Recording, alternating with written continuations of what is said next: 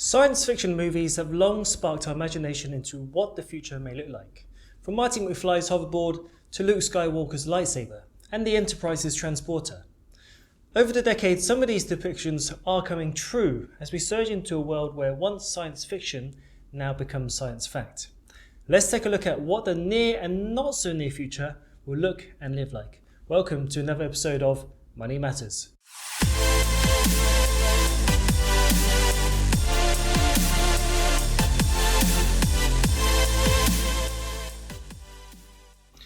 The global pandemic has increased our rate of acceleration towards a digitalized future. It forces our hand to change the way we live and change the way we consume. But before we look forward, let's reflect on the past.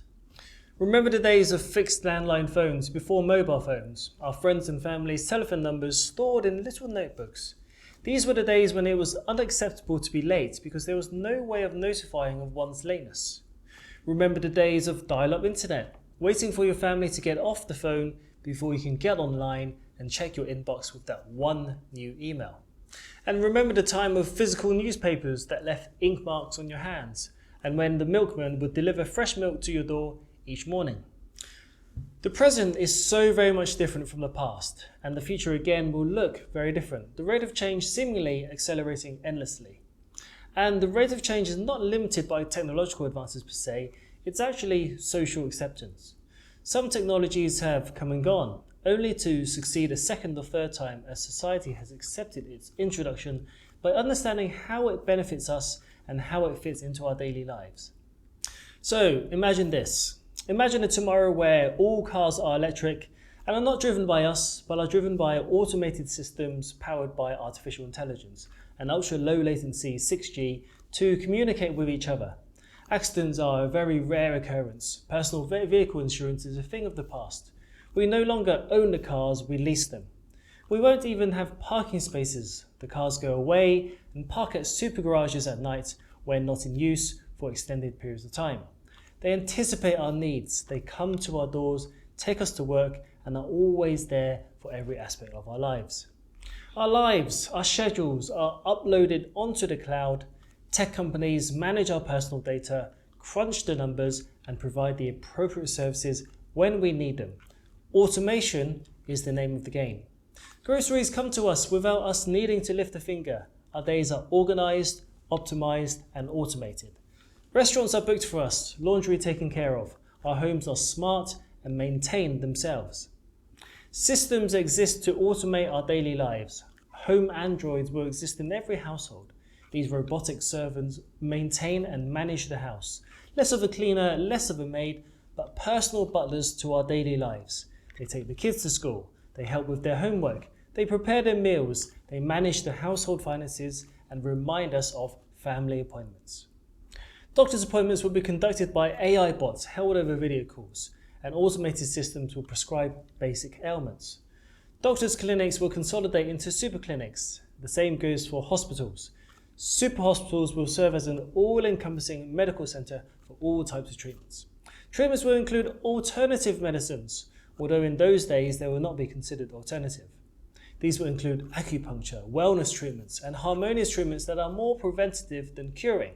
Fitness and yoga will become part of daily life, no longer a chosen pastime, but a free or subsidised government service for all. Health for the masses becomes a far more holistic and inclusive social service. Workdays will become fully hybridized, where staff can choose to work from home and have the option to work flexible hours. Homes will become more work-friendly, and spaces are adaptable to different requirements such as moving walls and furniture and spaces coming out of the floors. So the home office can become a yoga studio and the bedroom becomes the lounge, as a couple of examples. Women will make up half the board of listed corporations as a requirement, and women will make up a far greater proportion of the world's leaders. Many simple tasks will be automated, human workers replaced by automated systems, and thus retraining and developmental progression will occur for these repetitive and simple roles. Manufacturing will be made to order, reducing waste and improving efficiency. AI systems will manage factories and self-maintain, reducing downtime and cost. As ever, resistance will exist, but that's always been the case with change and technological advances. The metaverse was tried before, albeit with a less advanced technology. Needless to say, it never caught on. So did the electric car and many other instances where social acceptance and lack of government support did not allow that technology to thrive and change to take place. Cities will evolve to be all-encompassing and sheltered environments that protect us from the ever-increasingly harsh elements. They will become truly smart cities, a concept that never really materialized for many years, but will do so in the future.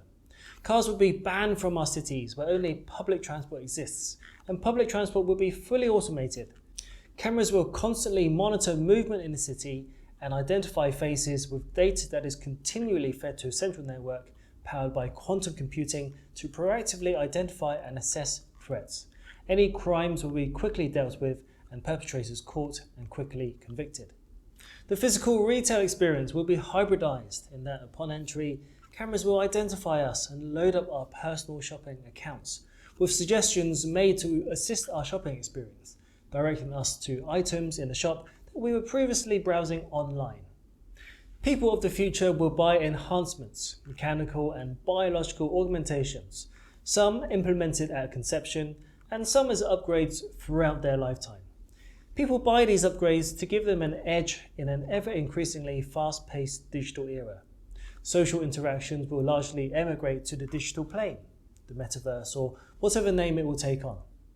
People will be online and connected at all times, no longer accessed through a computer or a smartphone, but built into their brains by connecting directly to their neural interface.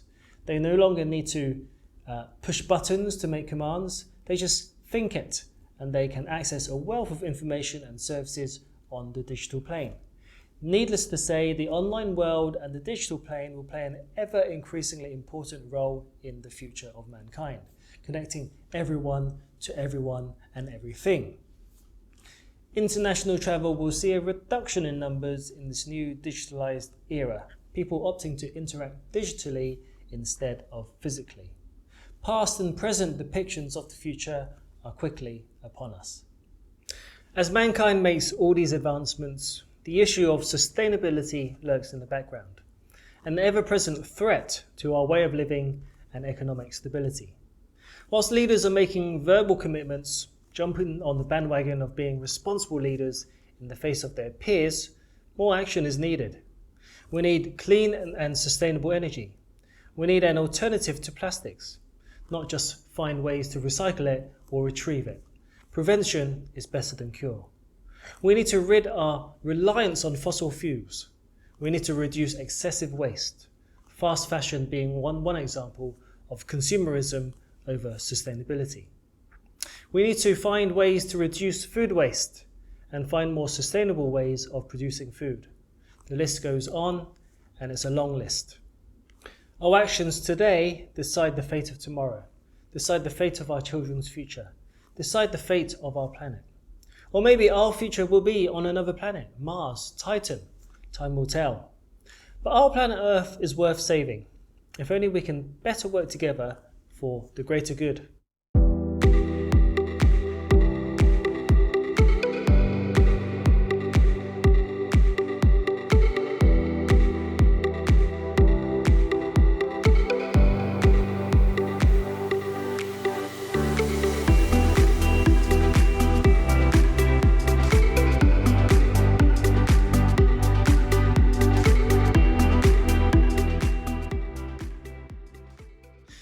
After everything that I've said, the future is not yet decided. The future is for us to decide. This little glimpse into the future is just one possibility. A probability? Maybe. But it is not yet written. The outcome of the future is in our hands, and we must work together for the greater good. All I see are grown-up children jostling for power on the global playground, and a lot of finger pointing. It's time for a new generation of leaders to take over, to bring their ideas to the table, and to make things happen. The old guard need to step aside and stop holding on to old values. If this planet, our home, is to survive, let alone flourish, we need to take the right action today. Individually, we can make a difference too. We must change our habits and live a more sustainable lifestyle. Little steps, little by little, and with the power of herd mentality, others will change too.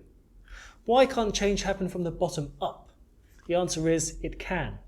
So take action today and do your part to protect the future for generations to come.